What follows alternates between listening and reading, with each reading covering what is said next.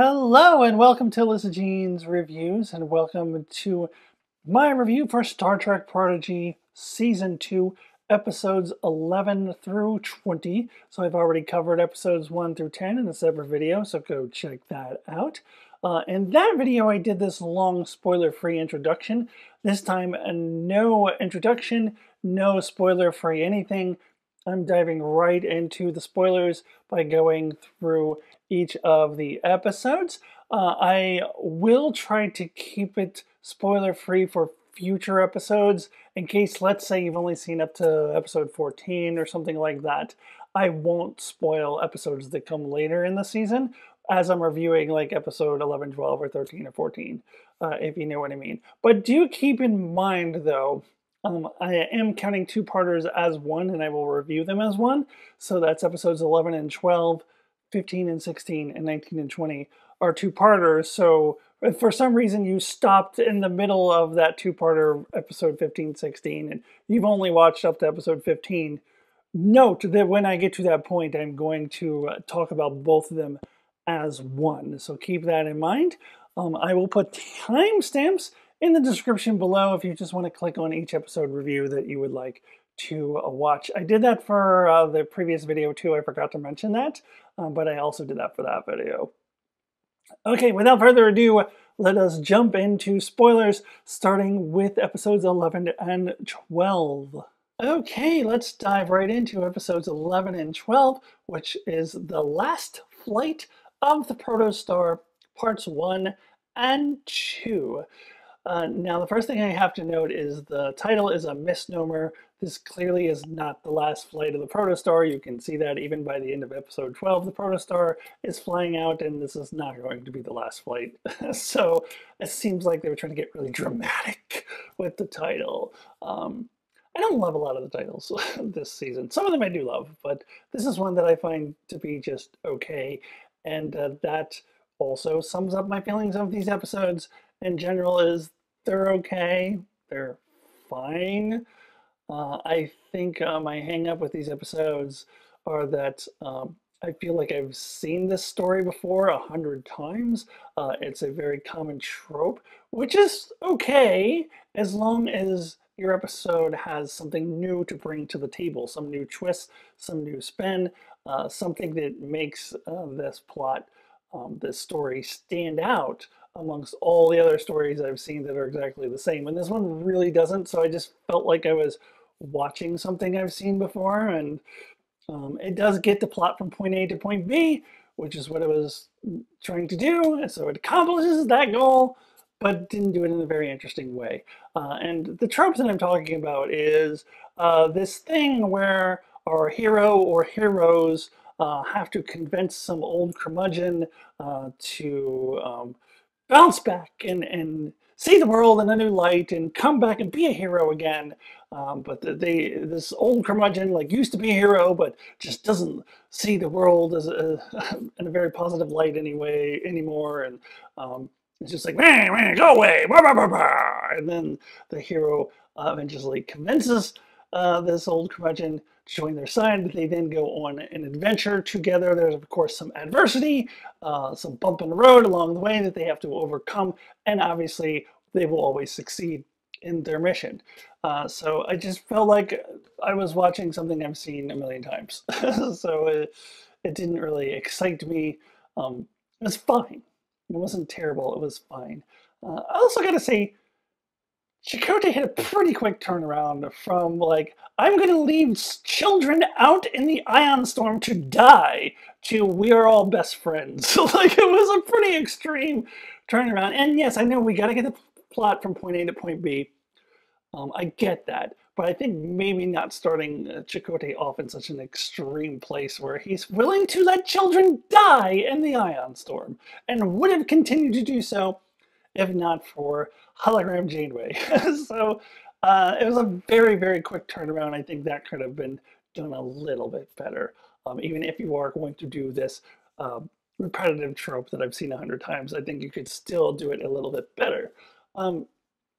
So yeah, these episodes were fine. We did get a couple of moments to sit down with the characters. I think there was a nice scene I think it was these episodes. Sometimes the episodes blend together, but there was a nice scene between Gwen and Majel, like sitting down, and two girls sitting and sharing their feelings and talking about um, their concerns. That was a nice scene. I think we're seeing the beginnings of Dal's character journey that I really enjoyed the second half of the season. Not to give too much spoilers for episodes coming after this, but so that was good. Um, we get in the B plot, I believe this was in part two, we get a little cameo from Dr. Crusher. Um, at first, it seemed like a gratuitous cameo, but minor spoiler, we'll see Dr. Crusher again later in the season, and I think it, it does work for me ultimately. Um, and I will talk about where I think exactly this is in Dr. Crusher's timeline. Um, when I get to that future episode. But it does seem like um, this is kind of the tail end of her relationship with Jean-Luc Picard. But it does seem like they're kind of still together. Maybe, I don't know. That's a tough one. But anyways, that was interesting. But yeah, overall, I would find these episodes to be fine. So now let's go ahead and move on to the next episode, which is episode 13. This one called A Tribble Called Quest. So we have another play on words from a reference from pop culture. I mentioned that Fast and the Curious was the first one that I could remember of a Star Trek episode that played off of a pop culture reference. There's probably other ones out there, I just can't recall. Um, and here we have another one. This one made less sense than even the previous one. Like, when I saw this, I thought legitimately we were going to have a Tribble named Quest because because of the title, or that in some way we can tie it into a quest that they're going on. And no, we just want to do a cutesy play off of a tribe called Quest. That's it. Um, the other thing is when I saw this title, I was like, oh God, Tribbles again. Can we just knock it off with the fucking Tribbles? Like, I'm just so over the Tribbles. Um, and I think it has a lot to do with I believe it was the most recent appearance of the Tribbles before this. I'm not talking about that Tribble that like just goes in the hallway and does this discovery. I'm talking about like an episode about Tribbles. Uh, I believe the most recent one before this was that short trek, that awful short trek, The Trouble with Edward. And I know there are people who like it, and I respectfully disagree. I think that is an awful episode of short trek. And to be fair, this is not anywhere near as bad as that. But that was my feeling upon seeing the titles, like really more Tribbles.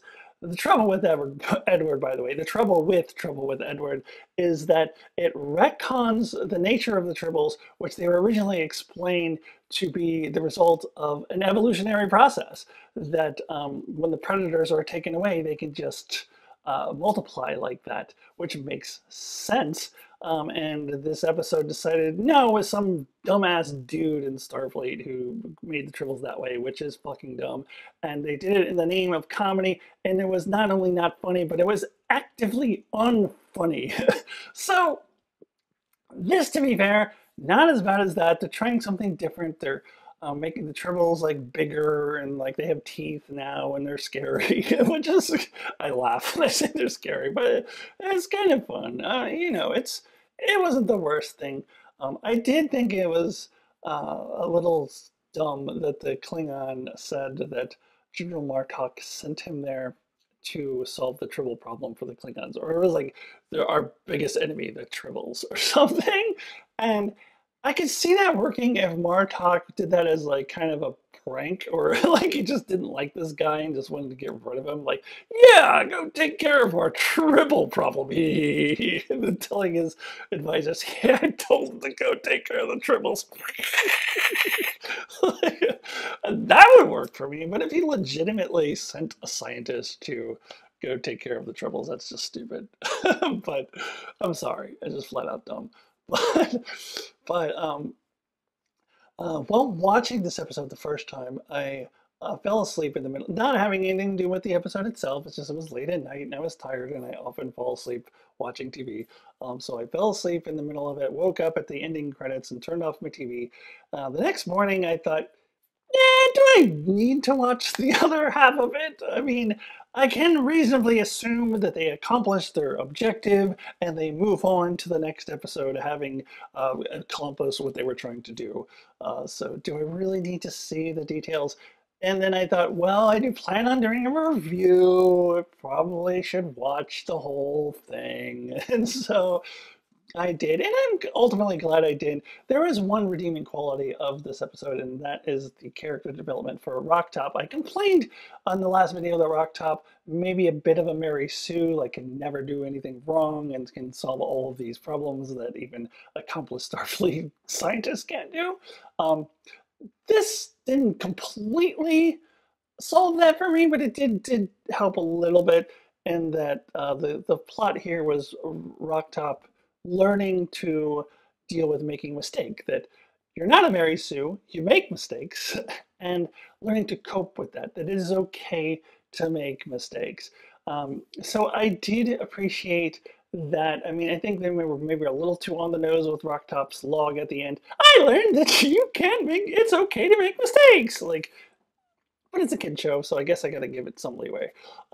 But I did still overall appreciate that, even if Rocktop's mistake did turn out to be a new merchandising opportunity. I guess Murph is just not cute enough anymore because he's now like a badass security officer dude. So like they needed something even cuter to sell merchandise, which is all Tribble is. I mean that I guess if you want to call it a character, serves no purpose other than to be very cute and sell merchandise, is my assumption.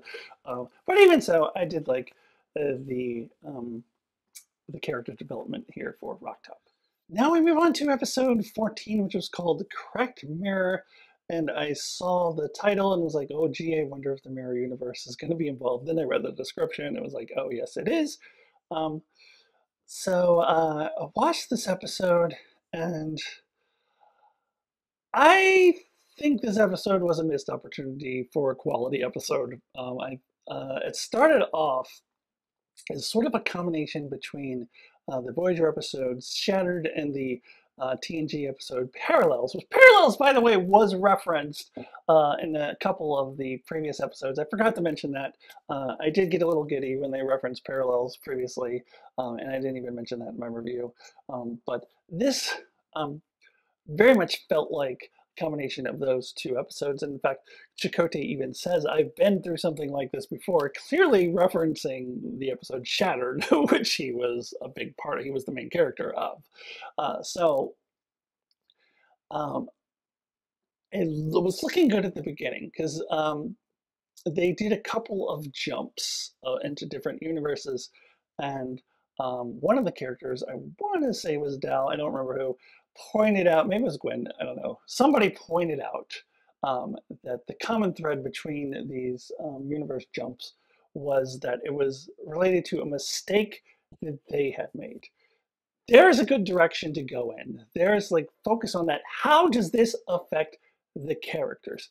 That is where this episode ultimately fails, where episodes like Shattered and Parallels succeeds. And I would add into that mix a recent episode of Star Trek Discovery, Face the Strange, which also gets comparisons to Shattered. That I think was the best of all of them. Well, Parallels is a different beast. But out of these episodes where the ship is fractured into different universes or different time periods, Face the Strange is the best because of what they did with the characters. The character reflection and development that they did for Burnham, and more importantly, the character development that they did for Commander Rayner. That was a huge episode for that character, and they did it within this context of this fractured time storyline.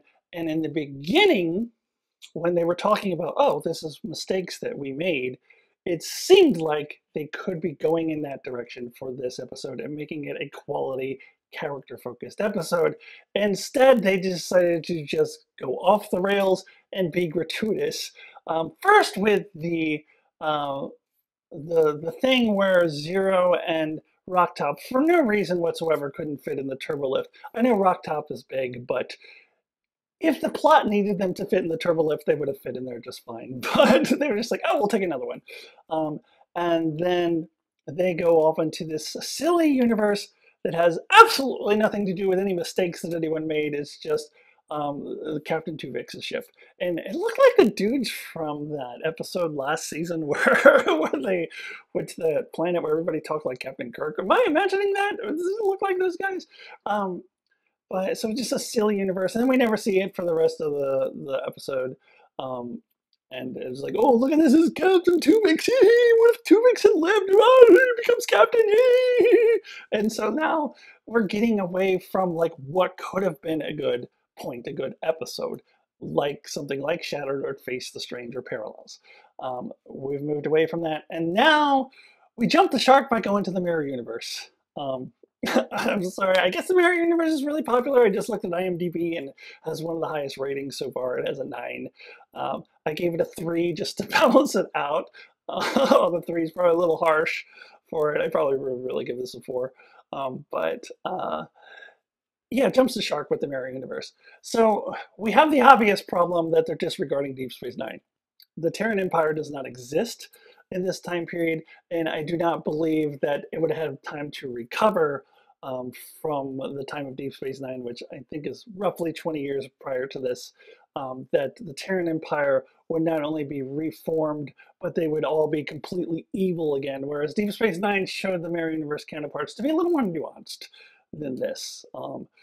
So for them to go back to being just completely evil and running the Terran Empire, that doesn't work at all. There's no way that that could have happened between the time of Deep Space Nine and here, so it feels like they're disregarding Deep Space Nine.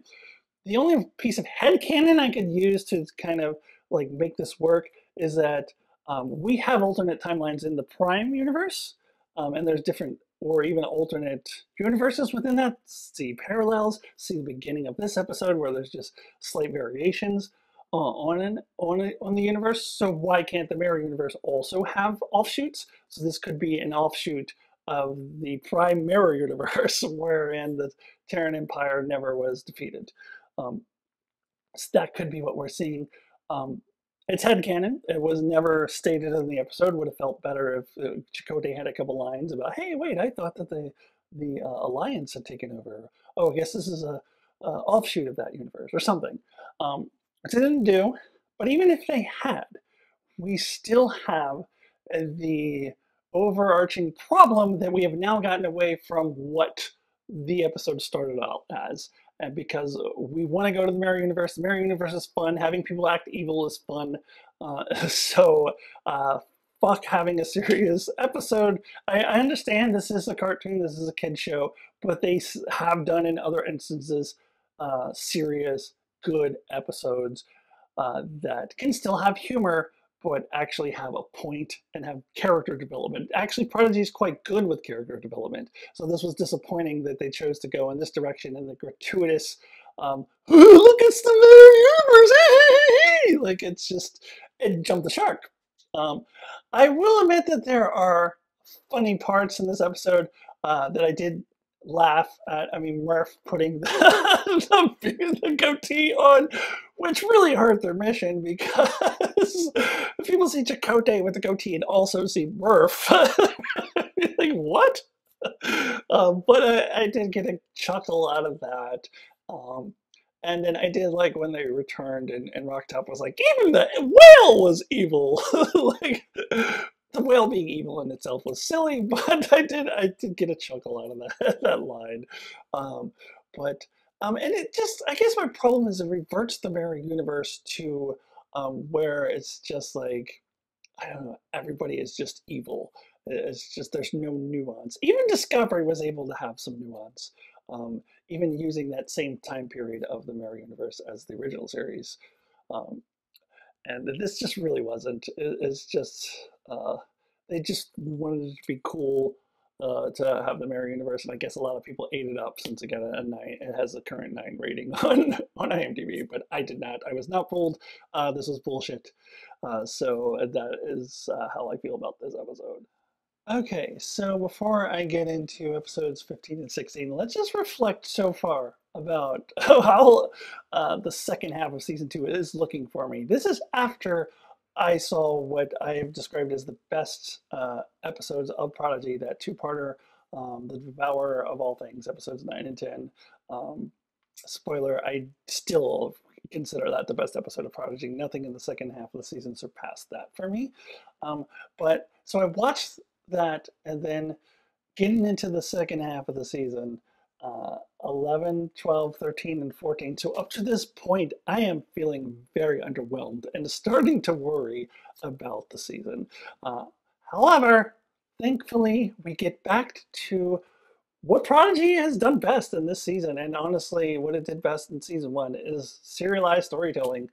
When it tries to stop and do these side quests, these self-contained stories, that's where it loses me. And that was the same in season 1, and the season 1 did it far more frequently, which is why I didn't like season 1 as much when I think about it. Um, I think the one exception is that episode 8 is there in Beauty No Truth. I really did enjoy that one. But for the most part, whenever Prodigy strays from the serialized format and tries to do these standalone episodes, I kind of don't really like it that much. Uh, so thankfully, episodes 15 through 20 start a 6-episode serialized arc, bookended by two-parters. But really, all 6 of them kind of connect to each other. Um, so ultimately, the season is saved. But I was a little worried at this point. So now let's go ahead and move on into episodes 15 and 16. Okay, let's get into episodes 15 and 16, Ascension, parts 1 and 2.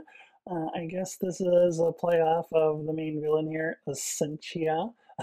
um, Let me just start there. Let me just get this out of the way, because I said in the previous video that Ascensia was Mustache Twirly, but at least she wasn't the main villain. They were focusing on other things, so it didn't bother me as much. So now she is the main villain from this point onward, and she is as Mustache Twirly as it gets. And I'm going to give a mild spoiler for a future episode, I think episode 19. She does the Borg Queen thing. She goes, Janeway! Which is the thing I always make fun of the Borg Queen for. Janeway! Like, Newman! Because that is just a sign of a cartoonish, and yes, I know this is a cartoon, but a cartoonish um, mustache twirly villain. And I think that's ultimately why I do just kind of have to forgive it, because it is just a cartoon. The Diviner also was mustache twirly in season 1. Um, but I think since the character stories that they do, the plot that they do in the serialized story is intriguing, is something that I invest in, and all of it, then I'm willing to accept a cartoonish villain in a cartoon. So it's fine. I would not put Essentia as one of my favorite villains in Star Trek, but because of everything else they do around it, I'm okay with it ultimately. Um, so Essentia shows up with these new abilities, um, that somehow she can manipulate time and space. I right away suspected Wesley was involved in this somehow, but I still really enjoyed the reveal that she had kidnapped Wesley, and was draining his thoughts and energy to create these things. I did find all of this really interesting. And I think most importantly, as far as the plot concerns, this was super intense. Um, as I said for episodes 9 and 10, like the stakes feel very high. It feels like our heroes are in a no-win situation. Like, how are they going to get out of it? Especially when you have the scene where Essentia sees the future and she sees Voyager exploding. It's like, how are they gonna escape that future? And I love the little twist later on, where it's revealed that Wesley hid all the other possible outcomes and only showed her the one that she wanted to see. Loved that. Loved that. But when they did that, I was like, I know our heroes are going to win somehow, but I just don't know how. And that's what I really love about any good action adventure, good versus evil type of storyline like this, is when it really seems like our heroes have no chance of winning. And you know they're going to have to win somehow, especially since this is only episodes 15 to 16. Like they're going to have to, but you don't know how. And I love that this did that to perfection. Um, I also want to continue talking a little bit about Dal's development.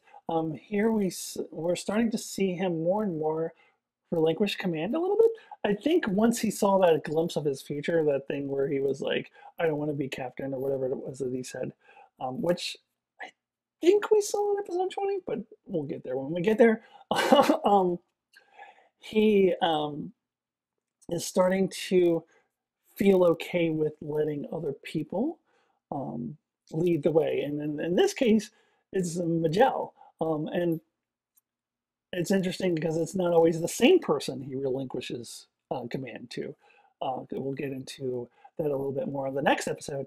But in this case, Magel's the leader of the Nova Squadron. He's not trying to take over. He does make a couple of suggestions that end up working out really well for them, but he's doing it in the capacity of he's a team member and not the leader. So I'm really enjoying Dal's development. He's a character that has come so far from the obnoxious brat in the first 5 episodes of season one. That he's come such a long way. So I do really enjoy that. I believe these are also the episodes where we start getting the idea. Um, Correct me if I'm wrong. Maybe this is another episode. I get them all mixed up, but we start getting the idea of Zero getting a new body.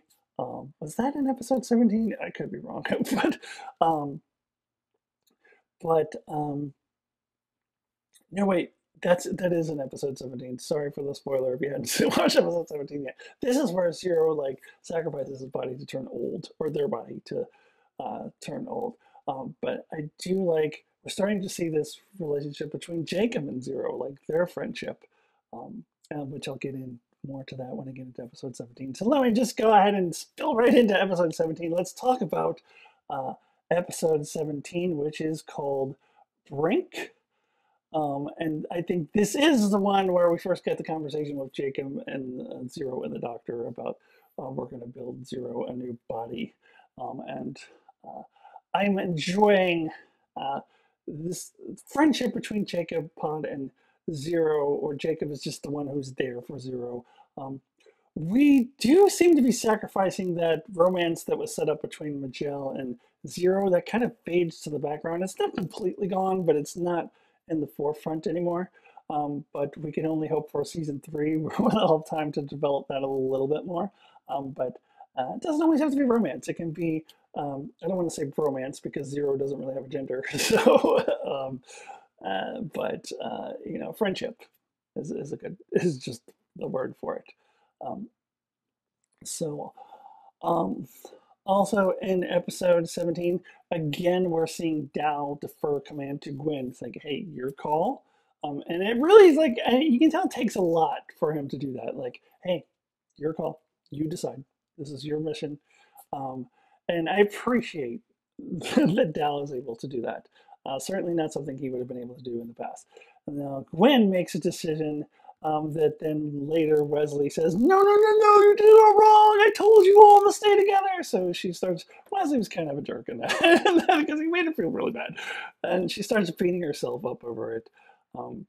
But she didn't know that Wesley had this master plan and that he needed them all to be together. And she didn't know any of that, so she can't really blame herself.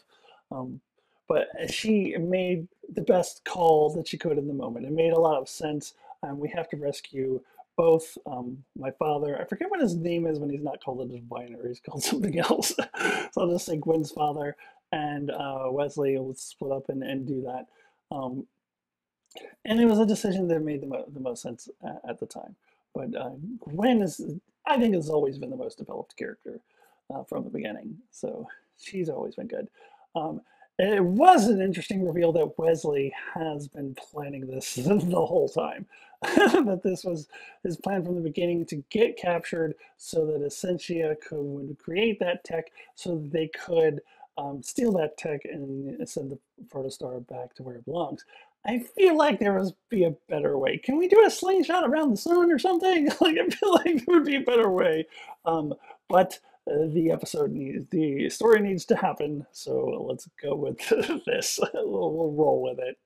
It's fine. I always appreciate that like 3D chess type of thing where someone has this master plan where they're seeing several moves ahead.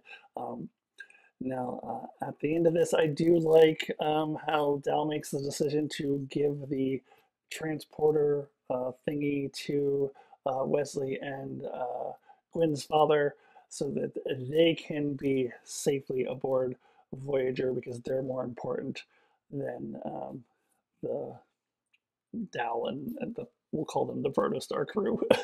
um, so I did appreciate that.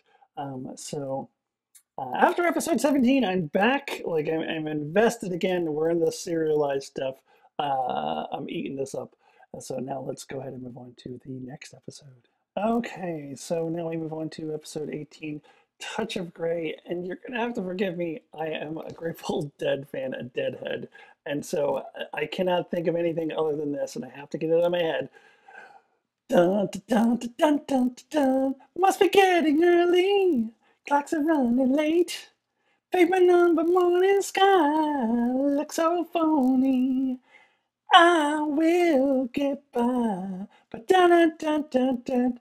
I will get by. Okay, okay, I'll stop. I'll stop. I can't help it. I'm sorry. I'm a deadhead. Touch of Grey. That's the name of that song. It was like the Grateful Dead's biggest hit in the 1980s. And it's a decent song. I like it. But I hear the words touch of gray, and that is what I think of. So I had to get that out of my system. I do apologize because I know no one else likes the Grateful Dead who watches my videos. But actually, I think the first title of Star Trek episode that shares its title with a Grateful Dead song that I can recall, and I'm sure it was not intentional. Anyways, let's talk about the actual episode itself. Um, so now we're picking up from the last episode. These are not considered a two-parter, and I can see why that one had more. The previous one had more of an ending. You could have made these a two-parter, but I can see making this more separate as rather than Ascension's part one and two and Ouroboros parts one and two, which definitely are just one story. Anyways, um, so Wesley and Gwen's father are now on Voyager. They're trying to figure out what to do. Wesley has seemingly lost his traveler powers. I'm a little unclear on this. Like, how does he lose his powers? It's implied that he's going to get them back at some point. Um, yeah, I don't know. Or maybe it's just simply that he can't see because they've changed things. He can't see the future. But also, he can't do his little mind thingies anymore. So I don't, a little confused on this. But I did appreciate that Janeway was like, hey, before you were a traveler, you were a Starfleet officer. We need that Wesley Crusher. That was really cool. So I did like going back to see this Starfleet officer Wesley Crusher again. So I did enjoy this.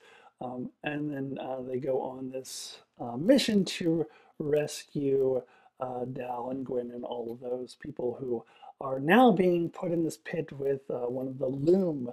Um, and they discovered that the Loom just wants to escape too, that has been captive. It has this little like collar thing around it, which I guess is probably why it wasn't able to stop time. Um, so um, Janeway comes up with, I think, was maybe not an original plan, but a really cool plan where she has the doctor disguise himself as her. And I was fooled. I thought it was Janeway. I was like, oh my God, they can. How is she going to survive? It's essentially I just shot her. And then we see the real Janeway show up and like, I don't know how long the doctor can distract Essentia. And I was like, oh, that was the doctor. Okay. I'm probably an idiot. Probably everyone else knew it was the doctor right away. But but Didn't until then at that point, then you see the doctor as Janeway laying on the ground going, "Ooh, oh my God, I'm in pain!" Oh! Like that. That was good. I really that was really funny. I love the Doctor. I love the Doctor more in Prodigy than I liked him in Voyager. For being quite honest here, he just works better in here in this format, and it's not all about him like it was in season 6 and 7 of Voyager. Um, anyways, yeah, enjoying the Doctor as Janeway here. Um, ultimately, of course, they are able to escape, and this sets us up for our two-part finale. Okay, now moving on to episodes 19 and 20, Ouroboros, parts 1 and 2. Ouroboros, of course, referring to the snake that bites its own tail. Um, I can't help but think of Loki season 2 and the character Ouroboros, who was mostly called Obi. Um, also, little known fact, Alyssa Jean's theme song called Ouroboros. I don't know if anyone knew that. Anyways, um, so these episodes not as strong to me as episodes 9 and 10 were. Let me just start with my critique. Um, I think really this could have been one episode, but they did need time for some wrap up, for setting up for a hopeful season 3, even though it hasn't been renewed for season 3. We're hoping for one. That we needed to kind of like set that groundwork for season 3. Maybe do some tie-in with Picard, which I do really appreciate. Um, so they needed time to do that. So they needed to make this a two-parter in order to have time to do that. And yet you couldn't just have the whole part 2 be just that. So they had to end part 1 with this cliffhanger, like, "Oh no, the Loom are coming! Oh no, what are we gonna do?" Da, da, da, da. But prior to that, they kind of had wrapped things up. So they could have just wrapped things up in one episode, and we don't have to have this, "Oh no, the Loom are coming," this like this extra threat that's tacked on. But I understand kind of why they needed to do that, for the amount of time that they had. Um, they could have just made one big episode instead of splitting it into two parts, but I guess that's not a thing Prodigy does. But um, then you could have like not worried about having that like cliffhanger at the end of the first part when really they had resolved everything that you needed to resolve. But a minor critique, not a huge deal. I kind of understand why they had to do it that way, but it is partially why I don't think of it as highly as episodes 9 and 10. But for the most part, I did think this was a very strong two-part finale. Personally, thought it was better than the two-part finale of season 1. I know that everyone loves it, and I'm in the minority there, but I did think that it finished the season strong in a really exciting way. We had all the different um, storylines happening. I love Murph again as the security officer kicking the shit out of the Jimmy Simpson robot. I did like that. And Gwen, of course, a final showdown with Mustache Twirly Essentia, which was absolutely necessary. And I thought it was a really nice touch to have all those other characters come in and give her their powers to Gwen, um, which I'm only vaguely was understanding this. They hadn't really gone deeply into the explanation for this, but enough that I'm like, okay, fine, that's a thing they can do. Um, Including the younger Cynthia. And I do kind of want to talk about what this means for the timeline with younger Essentia and younger Diviner, but I'll get to that in a second. Let's just focus on um, this ending and then Dal having to do that climbing. And again, Dal playing his role and accepting his role and not having to be the leader necessarily. Be like, I'm the one who needs to climb up this thing. This is what I need to do. It has nothing to do with me being the captain and the leader and all that. Again, I really love that character development. Um, and I did forget to mention from the previous episode where Zero gets his old body back, or their old body back, but it has sensory stuff on it. Um, that was cool too. We are getting, again, very barely touching on the Magellan Zero romance. So that was a bit disappointing that they didn't follow up as strongly as they had started. But again, it may be a thing for season three, if we get one. Hopefully, we do. Um, so yeah, this was a very climactic, exciting ending. I do want to talk about the timeline stuff, how they fixed the timeline, but the fixed timeline does involve an evil diviner and an evil essentia. Let's just do the headcanon of that it was a different timeline that no longer exists, but that timeline still did exist at some point to allow people to travel into the past. And but then this could still form a new timeline in which the diviner and Essentia are good. Um, which I think is what Gwen was trying to do in the first place by trying to prevent the Civil War. So I'm gonna go ahead with that. I'm gonna roll with that. That is how like it's they're now creating a new timeline, but the other timeline still did exist with an evil diviner and evil Essentia. But it looks like Essentia is not going to turn evil, and neither is the diviner. So, but I'm okay with it. I just want to put that out there for the record. I am okay with it. Um, Now, as far as like all of this wrap up stuff, I gotta point out the return of Dr. Crusher. Nice hairstyle that she's gotten in these episodes. This is when she's starting to go rogue and she's ready to go and train Jack Crusher. Jack Crusher is born at this point. She shows Wesley um, that he's a baby, but we don't even get to see him. Um, but I don't know. I guess she probably has separated from Jean-Luc at this point because, but Janeway didn't know that in the earlier episode. She was kind of trying to pretend like they kind of were together. She's like, I don't know. I think he's doing the Romulan evacuation or something.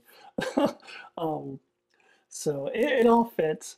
Um, in Picard season three, Beverly behaves as if she hasn't seen Wesley in a long time. So I'm going to go ahead and assume this was the last time that she sees Wesley, at least before we see her again in Picard season three. And Wesley does say, I can't promise I'll see you anymore because I got to do this traveler stuff. So again, that is implying he gets his powers back. But uh, I like this. I did like that we do actually get to see Wesley reconnect with his mom. And that was a nice moment. Um, so, um, and I do like tying it into the events that happened in Picard. Now, if you're a little kid watching this, you probably have no fucking idea what this any of this is. Um, I mean, a little kid probably not watching me because I just dropped an F bomb. But I mean, the little kid watching Prodigy, you would probably not uh, like follow that whole Mars Planitia thing. But I do like the tie-in. I do like that it shows how it affects Starfleet Academy. Um, is it a bit of a stretch that they would allow all these cadets to have their own ship? Sure, but not unprecedented. It happened in Deep Space Nine. So sure, why not? And we're really setting it for season three, so we can get back to a Protostar again. It's in a new Protostar, but it gets to be their ship, and we're sticking with the theme of the show that these cadets are all together in a Protostar ship. That is good, and I do like again the Dow's like, I'm the number one, you're the captain to Gwen, and I did really appreciate. I really like this. I love this character development for Dow. Um, and I think he does say the line that he said in the when he saw the future thing in episode 10, um, where he was like, you know, I don't want to be captain or whatever. But in more context, it doesn't seem as frightening to Dell, I don't think. I think that he's come to this point where he likes it. Whereas previously he was like, I saw a future that I don't like. But now I think he's accepted it. And this is good stuff. This is what Prodigy does really well. Um, so, yeah, overall, really enjoyed the finale and thought it was a strong way to end the season and set up for a hopeful season three. Now, before I leave you, I do need to give my overall thoughts really quickly of the season two and then give you my rating out of 10 for the entire season. Okay, now is the time to give my rating out of 10 for season two as a whole. So now I'm looking at episodes 1 through 20 as a whole, giving a rating out of 10. And my rating out of 10, with 1 being the lowest possible score, 10 being the highest possible score, for Star Trek Prodigy Season 2 is an 8.5. So it's right in the middle of an 8 and a 9. Um, so I did not give a score for the first half of the season. If I had, I would have given it a 9, which shows you that it lost a half a point from the second half of the season.